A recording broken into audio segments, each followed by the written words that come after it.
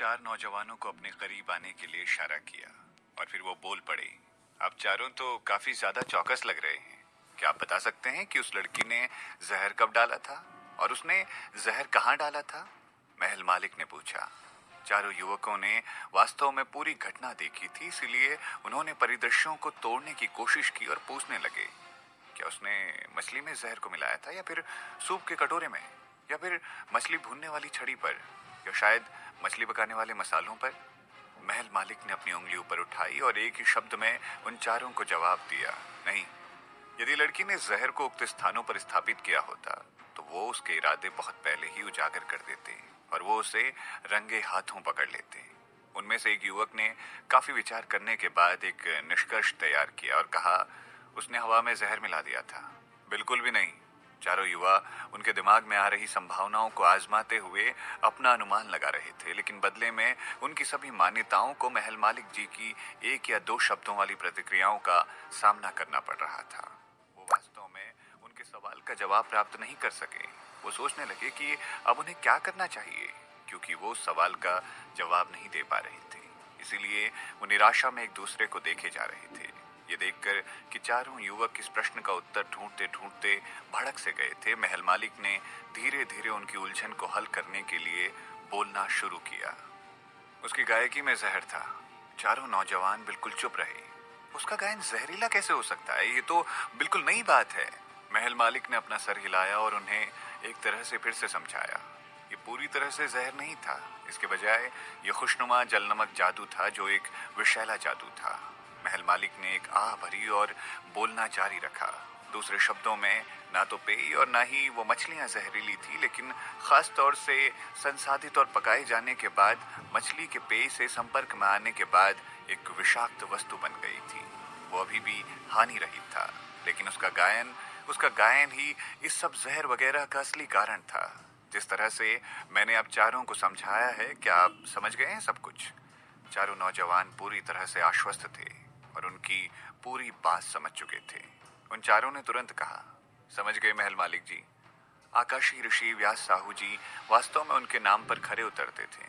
उनके स्पष्ट रूप से इतने ज्ञानी होने का एक बड़ा कारण उनकी जिंदगी के अनुभव थे, और यही कारण था कि वो इस तरह के दुर्लभ जहर को खोज सके थे। ये पहली बार है जब मैंने इस तरह के जहर के बारे में सुना है। ये तो एक काफी अनूठा नाम है। उन युवा लोगों में से एक ने कहा, अद्वितीय, क्या आपको नहीं लगता कि ये एक प्रतिष्ठित जहर है? महल मालिक ने अपनी पलकें उठा ली। ओह, ये वास्तव में काफी प्रतिष्ठित जहर है। युवक ने तुरंत सहमति व्यक्त की। महल मालिक ने हैरानी से उसकी ओर देखा और कहा, ये वो नाम है जो मैंने इस जहर के लिए रखा है। बिल्कुल अभी अभी। ये बहुत उपयुक्त नाम है। ये नाम पूरी तरह से आकाशी ऋषि व्यास साहू जी द्वारा बनाया गया था। फिर वो चारों युवा शब्दों को ढूंढ रहे थे। हालांकि जिज्ञासा से प्रेरित होकर उन्होंने पूछा, मास्टर, क्या आपको लगता है कि जहर उतना ही हानिकारक था जितना उसने वर्णन किया था? लड़की सिर्फ झांसा भी दे रही हो सकती है, क्या ऐसा नहीं हो सकता? इस बारे में आप केवल एक ही तरह से पता लगा सकते हैं, जब तक आपने इसे खुद पर ना आजमाया हो, महल मालिक ने कहा। वो चारों उलझन में थे। युवा लोगों को इस बात के बारे में बहुत कुछ महसूस नहीं हुआ। साहस पूर्वक उन्होंने पूछने का फैसला किया था, महल मालिक, आपका क्या मतलब है? मैं वास्तव में इस जहर के बारे में बहुत उत्सुक हूँ। इसीलिए जब मैंने इसे अपने शरीर से बाहर निकाला तो मैंने एक छोटी सी चाल चली। जब मैंने जहर को गैस में बदल दिया तो मुझे गाने की कोई जरूरत नहीं थी। ये अपने आप ही तुम चारों के अंदर चला गया। तुम चारों को अभी कैसा महसूस हो रहा है? चारों युवक चौंक गए थे। वो खड़े थे, लेकिन उनके पैर अचानक कमजोर पड़ने लगे। उनके पेट में एक अशांत प्रवाह शुरू हो गया था। वो पहली बार में लापरवाही से कमजोर महसूस कर रहे थे, लेकिन ये सब प्रवाह कुछ सेकंड के भीतर इतना मजबूत हो गया जैसे कि उनके शरीर में एक राक्षस जाग गया हो। अनगिनत कीड़े उनके शरीर के अंदर अपने तरीके खोज रहे थे बाहर आने के। ये झुनझुनी काफी दर्दनाक थी। उनकी रीढ़ की हड्डी पर एक सुन्न सी सनसनी भी हुई। उनके लिए ये प्रभाव अत्यधिक भारी था। चारों युवकों के चेहरे हरे हो गए थे। महल मालिक उठे और बोले, तुम अब वो महसूस कर रहे हो जो मैंने अभी थोड़ी देर पहले महसूस किया था, लेकिन जो मैंने किया था वो 4 गुना ज्यादा मजबूत था। तुम सभी शारीरिक रूप से कमजोर हो, इसलिए मैं देखना सहन नहीं कर सकता था कि तुम में से कोई अकेले इस जहर से पीड़ित हो। इस प्रकार मैंने इस जहर के 4 भाग कर दिए और उसके प्रभाव को भी विभाजित कर दिया। ताकि आप सभी दर्द को साझा करने के लिए एक दूसरे से जुड़ सकें। चारों किशोरों ने एक भी शब्द नहीं बोला। वो लगभग रो पड़े और तुरंत जमीन पर बैठ गए और कहने लगे, हम वास्तव में आपसे क्षमा चाहते हैं महल मालिक जी। महल मालिक ने अपनी आस्तीन ऊपर उठाई और किनारे पर व्यवस्थित रूप से कुछ अच्छे तह किए गए थैले को निकाला। उनकी आवाज कोमल थी और उन्होंने कहा, यहाँ आओ तुम चारों। तुम में से हर एक के पास ये थैली है, बैठ जाओ और मैंने पहले जो तुम लोगों को जहर निरोधक तकनीक का इस्तेमाल सिखाया था उसका इस्तेमाल करो। 3 दिन बाद तुम्हें जहर दिए जाने के अपने अनुभव के बारे में मुझे एक लेख सौंपो। बात खत्म करते ही वो वहां से तुरंत ही गायब हो गए। चारों किशोर वहां चुपचाप बैठे रहे। उन्होंने कुर्सी की ओर देखा और फिर अपने आसपास चारों ओर देखा। वो इस तरह के सुंदर दृश्यों के साथ किनारे पर उबाऊ सा महसूस कर रहे थे। हालांकि उन चारों को वहां 3 दिनों के लिए मच्छरों के बीच में बैठने की जरूरत थी और ध्यान लगाने की जरूरत थी। अगर आम लोगों ने उन्हें वहां देख लिया तो ये बेहद शर्मनाक होगा। अरे चिंता मत करो, हमने इस जगह को पूरी तरह से साफ कर दिया है और कोई भी यहाँ नहीं आएगा। अपनी जहर निरोधक गतिविधि पर ध्यान दो। दूर से 4 महिलाएं उड़ान भरती हुई आ रही थी। वो वही लड़कियां थी जो जहाज पर कागजों के टुकड़ों को बाहर फेंक रही थी। चारों देवियां मुस्कुरा रही थी, लेकिन वो वास्तव में उनके दुर्भाग्य का मजाक उड़ा रही थी। महिलाओं के समूह के नेता ने कहा, मेरे प्यारे दोस्तों, क्या आप अभी भी खड़े हो पा रहे हैं या फिर आपको तय कुर्सी पर जाने के लिए हमारी मदद की जरूरत है? महल मालिक ने हमें बताया था कि आपको अपनी आत्मशक्ति का उपयोग नहीं करना है, अन्यथा आप शायद लंगड़े हो जाएंगे। चारों किशोर गुस्से से पागल और आवाक लग रहे थे। हालांकि उन्होंने अपने विचरण में देरी करने की हिम्मत नहीं की, लेकिन जल्दी ही वो वहां अपने तय कुर्सी पर चढ़ गए। एक युवक अभी भी चिंतित था। वो बोला, अगर हम सभी यहाँ हैं तो क्या होगा यदि ऋषिवर को हमारी आवश्यकता पड़ गई? क्या आप में से कोई एक यहाँ रह सकता है? बाकी महल मालिक के साथ रह सकते हैं। महिला नेता ने हंसते हुए जवाब दिया, आपकी चिंता के लिए धन्यवाद, लेकिन हमने कुछ व्यवस्था पहले से ही कर रखी है। आपको बस अपने विशरण पर ध्यान देने की आवश्यकता है। उसने फिर कहा, यह पहली बार है जब हमारे ऋषिवर ने इस तरह का अपमान सहा है। मैं इस लड़की की पहचान के बारे में बहुत उत्सुक हूँ। चारों किशोर चुप रहे, लेकिन वो वास्तव में शिरीन पर एक नजर भी नहीं डालना चाहते थे। उनके महल मालिक के लिए किसी में इतनी बड़ी दिलचस्पी होना दुर्लभ था। हालांकि उस पागल लड़की ने महल मालिक का अपमान किया था और उन्हें समझ नहीं आ रहा था कि वो उस लड़की को कैसी सजा देने वाले थे। शिरीन के पास इस सब के लिए एक योजना पहले से थी। जब वो टेलीपोर्टेशन के माध्यम से वहां से चली गई थी, तब उसने सब योजनाएं बना ली थी। तथ्य ये है कि वो प्रतिभा को स्वर्ग के उपहार के रूप में मिला होना बताना एक आपदा साबित हुआ था। सम्राट उसकी तलाश कर रहे थे और आकाशीय ऋषि व्यास साहू जी भी उसे खोज रहे थे, और यहाँ तक कि बड़े मौर्य संत जी तक उसे ढूंढना चाहते थे। वो अब भीमपुर राज्य में नहीं रह सकती थी। वो एक अलग संस्कृति का अनुभव करने के लिए और साथ ही साथ इस परेशानी से बचने के लिए अन्य 2 पड़ोसी देशों की यात्रा करने का सोच रही थी। उन सभी लोगों में से जो उसका पीछा हाथ धोकर कर रहे थे, आकाशीय ऋषि व्यास साहू जी वो व्यक्ति थे जिन्होंने उसे सबसे ज्यादा परेशान किया था। वो इस हद तक शक्तिशाली थे कि वो उनसे मुकाबला बिल्कुल भी नहीं कर सकती थी, लेकिन अच्छा है कि अब उन्होंने उसका पीछा छोड़ दिया था। कुछ वर्षों के लिए कहीं और छिपना और अपनी युद्ध कला को सही तरीके से अभ्यास करना सबसे अच्छा उपाय था उसके लिए। अपने प्रशिक्षण की गति के आधार पर वो निश्चित रूप से 2 वर्षों में एक विशेषज्ञ बन सकती थी। भले ही उसके पास कोई आध्यात्मिक प्रतिभा नहीं थी, लेकिन उसके पास काफी अच्छी आंतरिक शक्ति थी। वो अपनी टेलीपोर्टेशन तकनीक और एक शक्तिशाली आंतरिक बल के साथ एक महान गुरु हो सकती थी।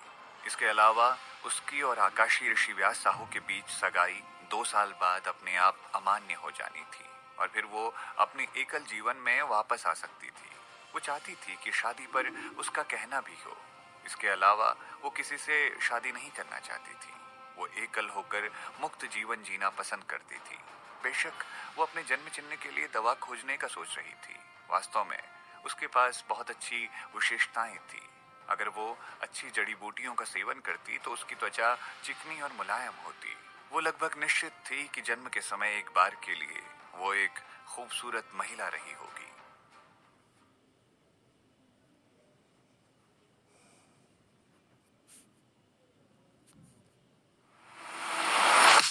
Turned up, I'm so excited. Take a sip of the style, don't bite it. Move to the. जब उसका जन्म चिन्ह चला जाएगा तो उसके लिए खुद को छिपाना और भी ज्यादा आसान हो जाएगा। कम से कम उसे अब इस जन्म चिन्ह को छिपाने या ढकने की जरूरत नहीं पड़ेगी। सुरक्षा उद्देश्यों के लिए वो पूरी रात टेलीपोर्टेशन करती रही और वो खीमपुर शहर की ओर भागने में सफल रही, जो लगभग उस झील से 300 किलोमीटर दूर था।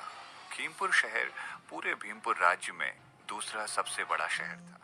यद्यपि वो राजधानी के जितना अच्छी तरह से विकसित नहीं था, लेकिन वो उस देश में काफी प्रसिद्ध स्थान था। सड़कें चौड़ी और बड़ी इमारतें मछली के शरीर पर तराजू के समान दिखती थी। बेशक दृश्य शानदार थे और बनावट काफी सुंदर रूप से पुराने जमाने जैसी थी। खीमपुर शहर में एक प्रसिद्ध आकर्षण था जिसे आकाश महल नाम दिया गया था। आकाश महल किसी शाही परिवार का निवास नहीं था, बल्कि एक प्रसिद्ध वेश्यालय था, जिस कारण से इसका नाम आकाश महल रखा गया था। वो इस तथ्य से नाम पड़ा था कि ये इमारत एक निजी हवेली थी, जिसके मालिक पिछले राजवंश के शाही परिवार के सदस्य थे। पिछले राजवंश का शाही परिवार क्रांति के बाद वहां से चला गया और इसीलिए इस निजी हवेली की नीलामी की गई। आज ये एक वेश्यालय में बदल गया था। इसके अतीत के कारण आकाश महल अन्य वेश्यालयों से अलग था। यहाँ की वेश्याओं में अद्भुत गुणवत्ता होने के कारण ये एक अमीरों का वेश्यालय था। इसके अलावा सभी वेश्याएं संगीत, शतरंज, सुलेख, चित्रकला आदि सब खेलने में प्रतिभाशाली थी और वो सभी प्रकार के संगीत और गीतों से बहुत अच्छी तरह वाकिफ थी। यहाँ तक कि सबसे सस्ती वेश्या पाने के लिए लोगों को 100 चांदी की मोहरें खर्च करनी होंगी, लेकिन इतनी सी मोहरों में केवल अतिथि के साथ मदिरा पान ही शामिल होगा।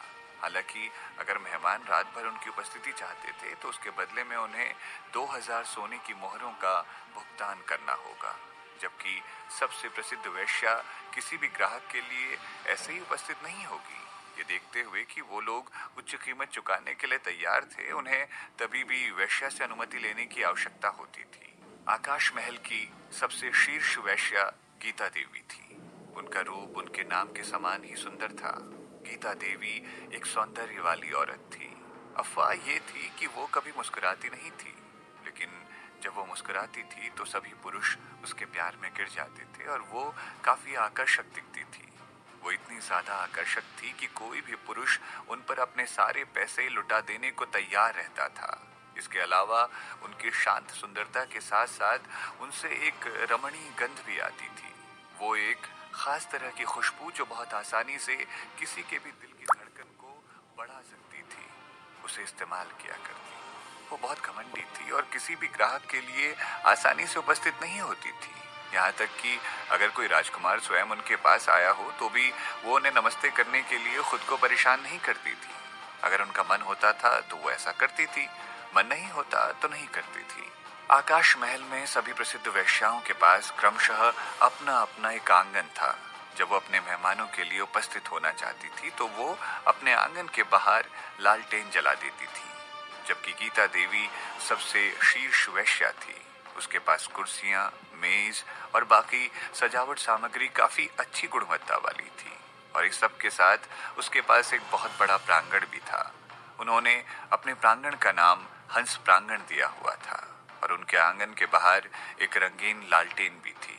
दूसरे शब्दों में वो आज रात एक खास मेहमान के साथ थी और वो उसे बहुत खूबसूरत तरीके से कुछ परोस रही थी। वहां से निकलने वाले सभी ग्राहक काफी उत्सुक थे ये जानने के लिए कि गीता देवी को देखने का खास अधिकार किसके पास आया था। आंगन बहुत बड़ा था और चाहे ग्राहकों ने कितना भी झांकने की कोशिश की हो वो कुछ भी देख नहीं सके थे, लेकिन वो केवल कमरे से संगीत की आवाजें ही सुन सकते थे। गीता देवी सितार बजा रही थी।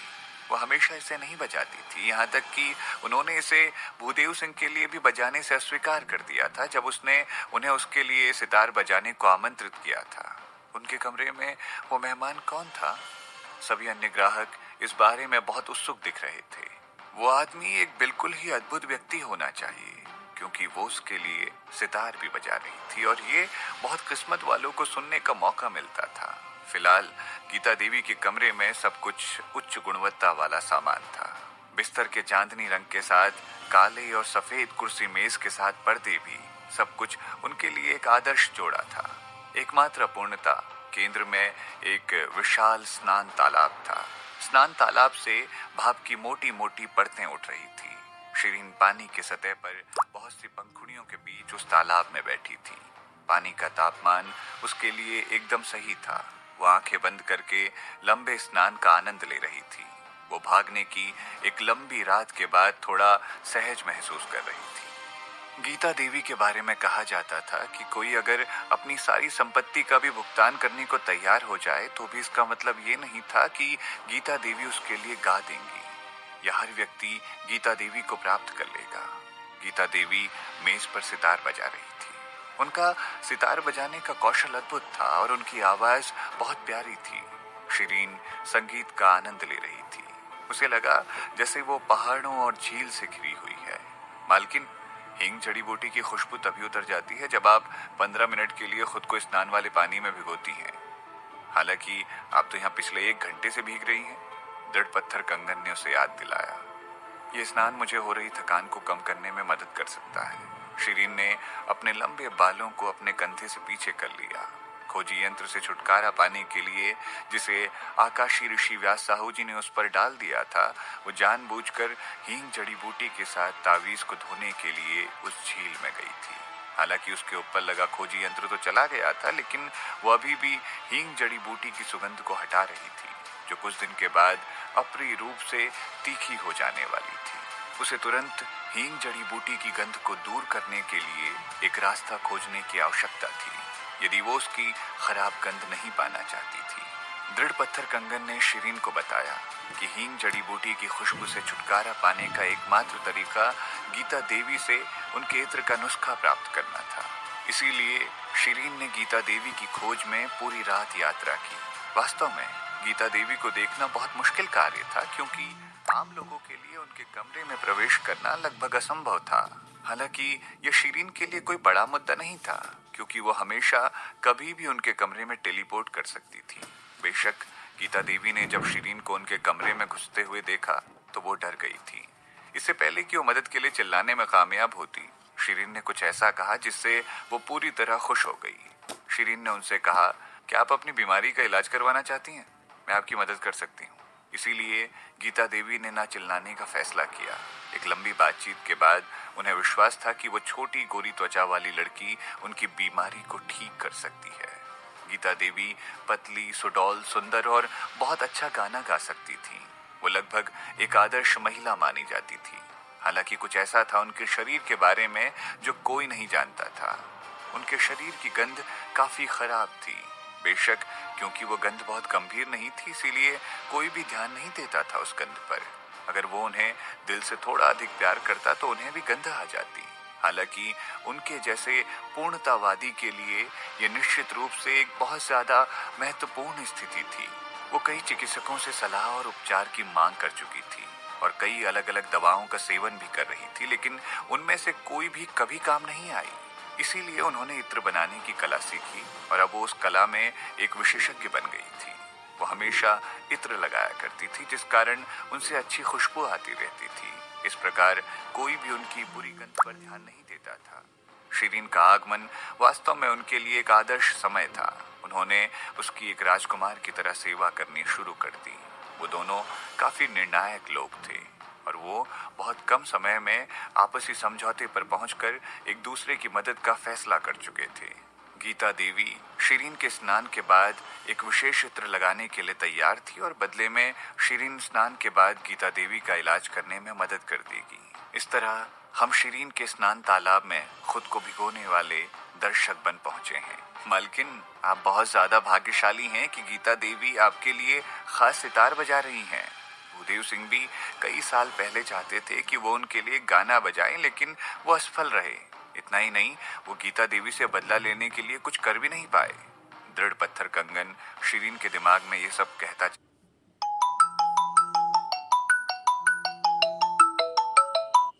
चला गया।